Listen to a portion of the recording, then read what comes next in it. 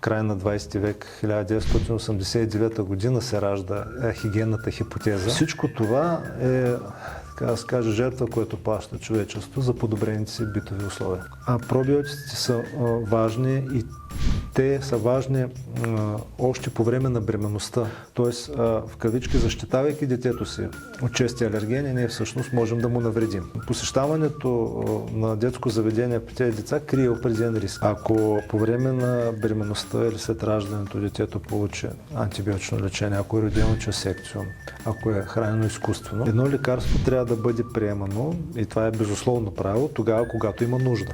Тоест, категорично има връзка между това каква флора имаш, какво синтезира тя и риска от алергични болести.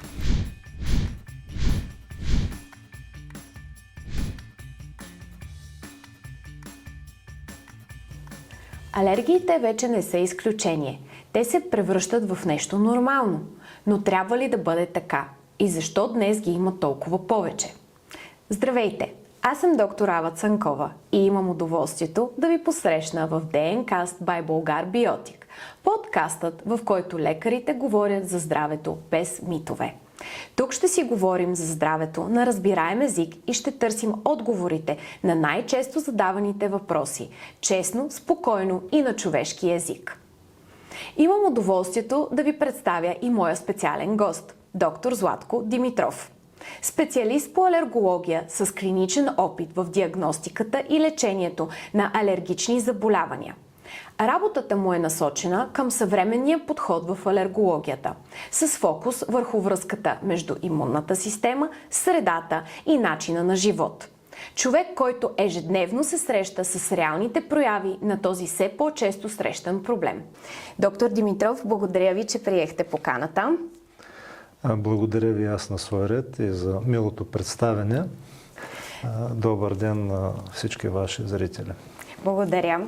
Сега, темата за алергиите е нещо, което засяга все повече хора, особено родителите, и създава много въпроси и притеснения. Бих искала да стартирам с един въпрос, който мисля, че доста често така е задаван напоследък. Защо днес има толкова много алергии, а преди 20-30 години почти не се говореше за това? Въпросът наистина е изключително актуален и неговата актуалност се подчертава от факта, че прогнозите сочат, че това не е пика. Той предстои. По различни данни до 2050 година, между 2300-2050, почти половината от европейското население ще имат някакъв вид алергично заболяване. Причините обаче за това са комплексни. И докато генетичният материал е сравнително така консервативно променящ се, то не можем да обясним увеличения ръст на алергичните болести с промяната в генетиката. Тя поне не става толкова бързо. Да. Но за сметка на това начин на живот, който водим, е доста различен от този преди 30-40 години. Между другото, периода, в който вече се забелязва такава тенденция, е още в края на 20 век, 1989 година се ражда хигиенната хипотеза, която цели, за първи път тогава да се обясни тази промяна в начина на живот от британски епидемиолог, като тя е свързана с това, че ние в резултат на подобрените си битови условия имаме по-малко контакт с различни микроорганизми от средата. Много са примерите за това. Например, децата, които живеят във ферми, имат по-малък процент алергични болести, отколкото тези, които живеят в градовете. Друг интересен и според мен не съвсем известен факт е, че след обединяването на двете части на Германия, на честотата на алергичните болести в източната част, която е била много по-ниска от западната, се изравнява, което говори, че промяната в начина на живот е определяща, очевиден пример за това. Също така, трябва да се вземе предвид, че това не е някаква пропаганда на това да се върнем, нали, към лошата хигиена. В никакъв случай това е просто един от моделите, по които нашата имунна система се сблъсква по-често с различни по вид микроорганизми, т.е. това е биоразнообразието и това води в крайна сметка до нейното трениране към имунен отговор, който не е насочен към алергични болести. Когато нещо се отнеме, обикновено имунната система е достатъчно напрегната, за да реагира на различни фактори и това равновесие се измества към друг отговор, който е THD отговор, свързан с производството на проалергични, проинфламаторни цитокини и клетки, които изместват имунната система. Но не е само това. Честотата на оперативното раждане се увеличава. Да. Приложението на антибиотици се увеличава през последните години. Това са други фактори, които също трябва да се вземат предвид. Това, че живеем в затворена среда, офиси, домове, по-малко децата играят в парка и навън. Тоест всичко това е, така да се каже, жертва, която плаща човечеството за подобрените си битови условия. Абсолютно, да, съгласна съм. Добре, защо тогава някои деца развиват алергии, а други не? Изцяло генетично ли е предразположението или е свързано с това, което досега коментирахме, средата, условията? Генетиката е нещо, с което започваме всяка една анамнеза. Не случайно питаме за фамилната обремененост. Да. Това е така, защото ако един родител има алергично заболяване, то вероятността детето също да страда от такова е около 30%. Ако обаче двамата родители имат алергично заболяване, алергична патология, тогава вероятността достига до 60%, т.е. от 40 до 60% според различни източници. Това е основополагащо, разбира се. Но начинът, по който се ражда детето, начинът, по който се храни, т.е. дали е с кърма, дали е с кърмаческа формула, дали се отглежда при същите условия, това е въпрос. Тоест, ето няколко фактори, дали се лекува рано с антибиотици, защото е установено, че ако в кърмаческа възраст се използват антибиотици, то вероятността да развие алергично заболяване също се увеличава. Ето виждате, генетиката е много важна, но колко още други фактори имаме, които променят вероятността. Да. Добре, може ли да поясните малко повече връзката между секциото и риска от алергиите? При раждането по естествен начин, или первиас натуралис, е свързано с преминаването на плода и вече на новороденото, след това през родовите пътища, което води до експозиция на новороденото към бактериите, които се намират там. Това са лактобацили, бифидобактерии, ентеробактериация. Те допринасят за ранната колонизация на стомашно-чревния тракт на новороденото с бактерии, които имат имуномодулиращ, имунорегулиращ потенциал, т.е. те водят до активирането на така наречените Т-регулаторни клетки и те вече намаляват риска от експозиция.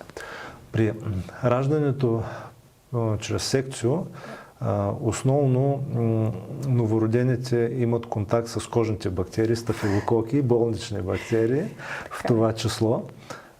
И нещо много интересно за мен лично е, че има значение дали секциото е планово или дали е спешно. При спешно секцио обикновено детето има частичен контакт с родовите пътища. Да. По някаква причина не може да се роди вече по естествен път и тогава се изважда през разреза. Докато при плановото секцио то няма контакт. Тоест плановото секцио се води още по-рисково за този вид експозиция с патогенни бактерии и съответно с увеличение риск от алергични болести. Ясно. Това е супер интересно. Мисля, че доста от нашите зрители ще го намерят за нещо ново. Добре, в този случай тогава, ако рано захраним децата, т.е. да кажем около 4-месечна възраст, има ли смисъл от това нещо или трябва да се изчака по-нататъка, особено ако са родени секцио? И отделно, според вас, нужно ли е да избягваме алергени в ранна детска възраст или експозицията към тях по-рано всъщност би предразположило детето да не развие алергия? Да, този въпрос наистина е част от ежедневната алергологична практика. По-скоро се случва обратното. Много родители опитвайки се да намалят риска за детето си, въвеждат много късно чести алергени. Да. Под чести алергени имаме пред мляко, соя, яйца, ядки, риба, морски дарове. Да. И това отлагане обаче е свързано с факта, че няколко са моментите, които трябва да се разяснят. Факта, че когато на едно дете, което е предразположено, разбира се, да развие алергично заболяване, слава Богу, нали, този процент е около 20-25% за най-честите алергични болести, то получи тази храна на по-късен етап. Тогава имунната система губи този имунологичен прозорец, на имунологичен толеранс. Да. И вероятността да реагира дори е по-висока. Да. Тоест, в кавички, защитавайки детето си от чести алергени, ние всъщност можем да му навредим. Точно. И това е важно да се знае. Има проучвания, които се правят много активно и вече с данни, които са събрани от тези проучвания, и метаанализи дори, ранното въвеждане на фастъци. Защото това е проблем в определени региони на света. Значително намалява риска, ако фастъците се въведат между 4 и 6 месеца в диетата, отколкото се въведат по-късно. Подобни данни има и за яйца, добре сварени яйца обаче. За да... Това е вече една друга тема за изграждане на имунния толеранс. Но така или иначе имаме данни, които сочат, че използването на този имунологичен толеранс, когато имунната система не е зряла, е полезно за намаляване на риска от бъдеща алергия. Това е важно. Освен това, втория момент, за който споменах, че ще говоря, това е отново отлагането на въвеждането на тези храни. Установено е, че толерогенният механизъм, толерогенният значи, когато имунната система възприема без да реагира, е по-вероятно да се изгради, когато храната се приема през храносмилателната система, тъй като природата така не е създала да понасяме храната. Децата обаче, които имат отложено въвеждане на тези алергени, особено ако имат атопичен дерматит, имат повишена пропускливост на кожата за алергени, и те може да направят контакт през кожата с храната, което вече води до нетолерогенен механизъм на сенсибилизация. Т.е. тук нямаме толеранс, защото това не е естественият начин на преминаване на храната, и вероятността да развият хранителна алергия е по-висока. По-голяма,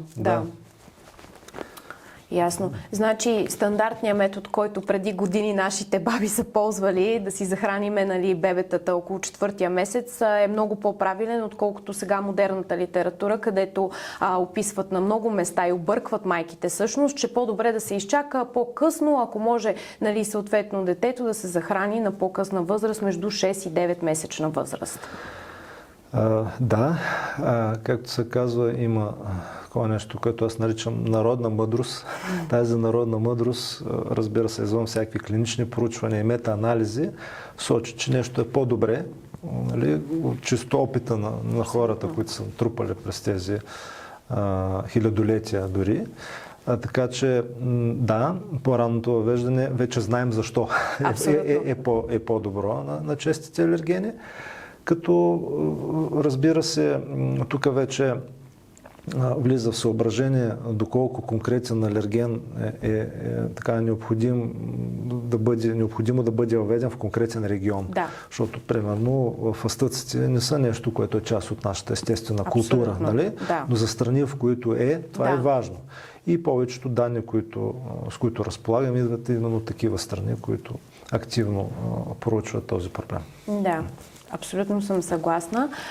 Добре, ежедневно в кабинета ми идват родители, които децата вече са в тази възраст, която искат да ги пускат на ясла или на детска градина. Обаче, съответно, те почват да се притесняват от съответно контакта, който ще получат в тези детски заведения. И много често ми казват, ние ще отложиме, защото все пак много често боледуват децата, като почнат, или получават алергии. Всъщност, вярно ли е, че прекалената стерилност може да бъде проблем и да предразположи към повече алергии, отколкото едно дете, което от по-ранна възраст се среща с всякакви причинители? Първо, този въпрос има две страни. Едната страна са инфекциите, които, разбира се, са по-чести, когато са среда, в която може да се разпространяват. Разбира се. И другата страна са алергичните реакции. Тоест, тук отново нали, някакви общи препоръки не са подходящи. Защо? Защото аз имам родители, чието деца имат тежки алергични реакции. По тежки разбираме системни, анафилаксии. Да.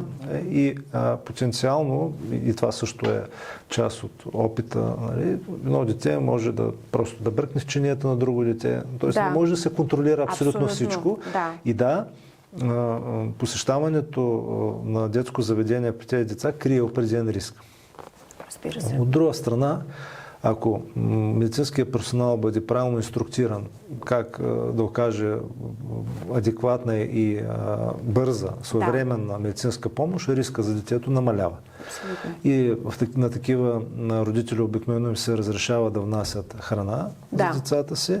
Тоест, ползите от социалното общуване, от развитието на детето в детско заведение понякога превалират пред опасенията, не да го оградим от всичко. Нали? Затова на всеки случай наистина трябва да бъде решен индивидуално. Абсолютно. Добре, а как можем най-лесно да разпознаем дали става дума за алергия или нещо друго? Давам най-прост пример.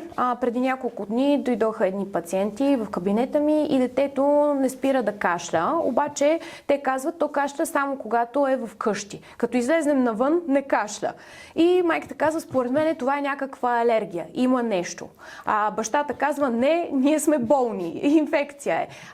Може ли да дадете някакъв съвет родителите как могат да разпознаят всъщност разликата? Да, сега като задавате този въпрос, се сетих, че е добре да говорим и за дезинфектантите и за прекалената чистота в дома, като веднага искам да се обърна към майките, които се опитват да направят така, че всичко, което да докосне тяхното дете да бъде стерилно. Веднага казвам, това е грешка. Защото хигиената хипотеза е нещо, с което започнахме, което нали, се променя в годините. Друга теория, която със всяка година набира скорост и все повече данни получаваме, това е така наречената бариерна дисфункция. Да. За около последните 20 години са синтезирани над 500 000 химически субстанции. Човек просто, като се замисли за това, може да направи извод, че всички тези изкуствени за нашето тяло вещества влизат в някакъв момент в контакт с кожата ни. Да. Включително дезинфектантите, детергентите, които използваме, почистващи средства, различни миещи средства, битовата химия като цяло, тя действа както върху кожата, така и върху лигавиците. Когато кожата се наруши, това не е просто някаква рана. Това е сигнал за имунната система и питела и лигавиците не са просто пасивни бариери. Те са имунологично активни и отделят сигнални фактори, като TSLP, например, даже срещу него има насочено биологично лечение, поради неговата важност. И това включва вече имунологична каскада. Тоест не е достатъчно само да имаш генетика, не е достатъчно само да не се сблъскваш с бактерии, но и прекалената чустота и въздействието на тази химия върху нашето тяло е високо рисково. Абсолютно. Добре, как може да дадем практически съвет, кога да се обърнат към специалист? Различните състояния имат различни симптоми. И когато родителите, както казваме, нали, профилактиката започва още от брака, когато двамата родители знаят, че и двамата имат алергично заболяване, знаят, че и детето им съответно ще има повишен риск. Ако по време на бременността или след раждането детето получи антибиотично лечение, ако е родено чрез секцион, ако е хранено изкуствено, то това всички тези рискови фактори, това са факторите, които трябва да насочват вниманието на родителите към прояви на алергично заболяване, които могат да бъдат ранни. Под ранни разбираме атопичния дерматит и хранителната алергия, които обикновено се появяват до 1 годишна възраст. Атопичният дерматит обикновено, в зависимост от периода, в който се появява, е свързан с поява на червени, сърбящи, залющващи се плаки на лицето, по тялото, в сгъвките на крайниците, които са характерни симптоми на това състояние. А хранителната алергия може да има различни симптоми, но най-честите са храносмилателните и кожните. Да. Това е повръщане, диария, кървави примеси в изхожданията, остро появяващи се обриви и изчезващи, често във връзка с храненето. Това са симптоми, които също така нарушеното развитие, или както казваме педиатрите, невереенето на децата, също е един от симптомите, които трябва да насочат родителите към консултация с специалиста. Коя възраст бихте препоръчали да е така най-адекватна да дойдат, за да може да се направи консултация, съответно да прецените кои тестове трябва да се пуснат? Всъщност, не бих говорил за точно определена възраст, а по-скоро за необходимост. Разбрах. Тъй като аз мятам, че трябва да се правят консултации и изследвания алергологични конкретно, когато имаме някакво основание за това, т.е. имаме някакви симптоми. Да. Много често, защо го казвам, много често родителите превентивно, искайки да получат по-рано информация дали тяхното дете има риск или не, правят изследвания. Да. Идват с готови резултати, които не само, че могат да ни бъдат полезни, а могат да бъдат вредни от гледна точка на изключването веднага на тези алергени от диетата на детето. Обикновено около четвърт от населението имат някаква сенсибилизация, т.е. антитела към някаква храна или дихателен алерген. И тази сенсибилизация трябва да бъде установена, доколко тя има отношение към конкретния пациент. Да. Ако той еде съответната храна, няма симптоми на алергия, дори изследването да показва нещо, това не е основание да се изключи тази храна и да се нарушат принципите на рационално хранене. Тъй като основният принцип в медицината, към който трябва да се придържаме, той е примум нон ноцере, т.е. първо да не се вреди. Абсолютно. А нарушаването на рационалното хранене без да има причина, си е буквално вреда. Да, абсолютно съм съгласна. Тук вече бих искала да попитам, във вашата практика, кои са най-често срещаните грешки, които хората правят и родителите най-вече в това число, когато става въпрос за алергии? И тук мога да поясна малко повече. Има много пациенти, които децата имат някакъв тип алергия според тях. Не е доказана, но детето проявява или хранителни обриви след приема на определена храна, или атопичен дерматит. И те решават на собствена глава да почнат да приемат антихистамини, т.е. противоалергични средства. Дават ги за кратък период от време, защото някоя приятелка, баба или леля е споменала, че това е помогнало на нейното дете или на нея съответно, и те започват. Обрива изчезва, примерно. И те смятат, че това е окей. Според вас, това нормално ли е? Въпреки, че конкретно споменахте антихистамините, особено съвременните антихистамини са с добър профил на безопасност, едно лекарство трябва да бъде приемано, и това е безусловно правило, тогава, когато има нужда, когато има болест, която да лекуваме. Трябва да помним, че самите болести имат естествена еволюция. И това, че нещо е изчезнало или се е появило, не означава, че задължително е свързано с това, което си мислим. Включително изчезване на обрива. Той дерматита изчезва на някакъв период от живота. Разбира се, шансовете са много по-високи, когато правилно го контролираме. Разбира се, да. Но на прилагането на лекарства, дори на пръв поглед, не толкова рискови, но безсмислени, е неправилно. Абсолютно съм съгласна с това. Това много добре показва колко комплексна всъщност е темата и колко различни фактори могат да влияят. И тук логично стигаме до нещо, което последните години се обсъжда все повече и повече, и това е микробиомът. Темата стана много популярна, но и доста объркваща. Има много различни решения на пазара, как човек да прецени кога наистина има смисъл и какво да търси, то било като добавка или като лекарство. Според вас, чревният микробиом влияе ли в развитието на имунната система и конкретно вече към алергиите? Да, така е. Чревният микробиом се проучва все повече и повече. Имаме вече изследвания, които ни помагат да го оценим.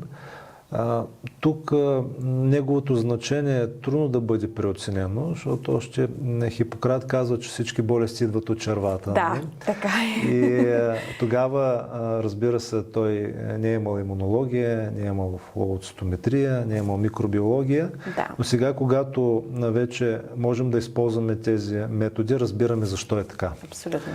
И една от причините е дисбиозата, което е състояние на или на намалена благотворна флора, Да. или на увеличена патогенна, или на нарушено съотношение между тях. Точно. Това променя имунния отговор. А защо говорим за черва имунен отговор? Защото трябва всички, които се интересуват от тази тема, да знаят, че около 80% от всички имунни клетки се намират точно в червата. В червата, да. Това е така наречена гал, т.е.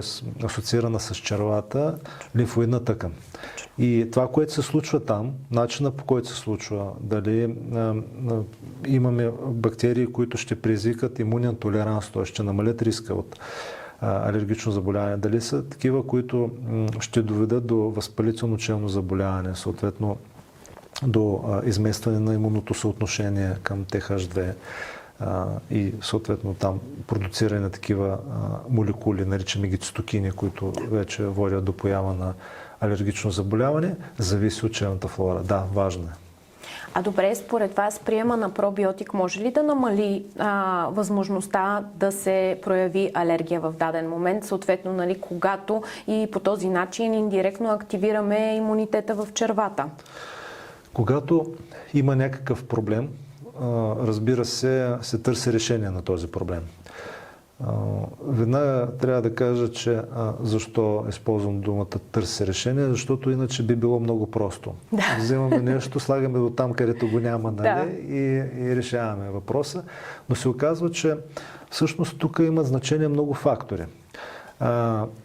Пробиотиците са важни и те са важни още по време на бременността. Абсолютно. Тоест, установено е, че майка, която има вероятност с по-висока вероятност е да роди алергично дете, ако приема пробиотици, модулира челния си тракт, може да намали този риск. Ако кърми, защото кърмата съдържа и много полезни вещества, Да.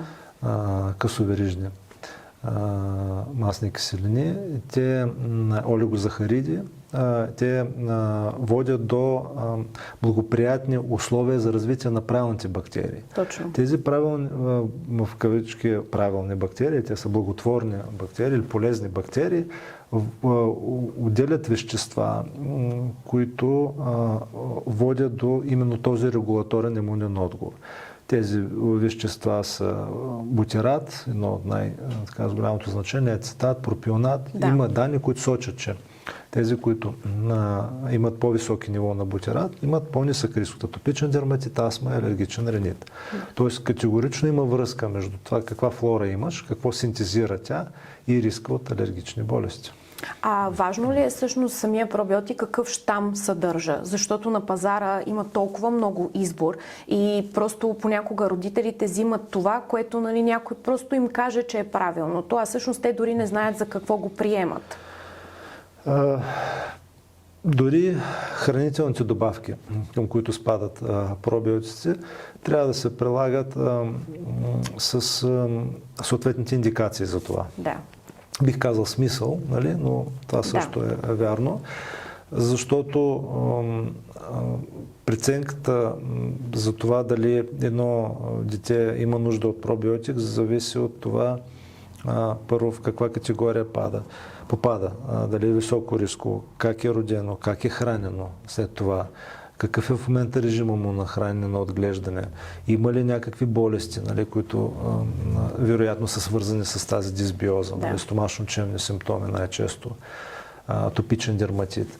Да. И всичко това осмисля доколко е разумно да препоръчваме на пациентите да приемат хранителната добавка в конкретния вид на пробиотик. Да. Така че ако ние не се огледаме за всичко останало, което има значение, а използваме само това, което може лесно просто да се купи и да се изпие, Разбира се. това няма да бъде пълноценна помощ.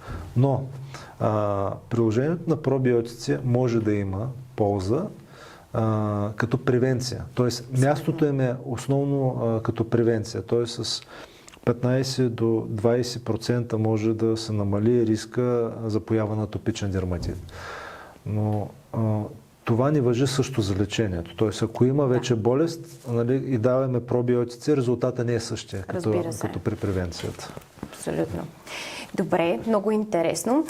Хайде сега да направим нещо малко по-бързо и практично. Ще задам няколко твърдения и вие ще кажете мит или истина. Добре. Така, започваме. Децата трябва да растат в стерилна среда. Мит. Алергиите са само генетични.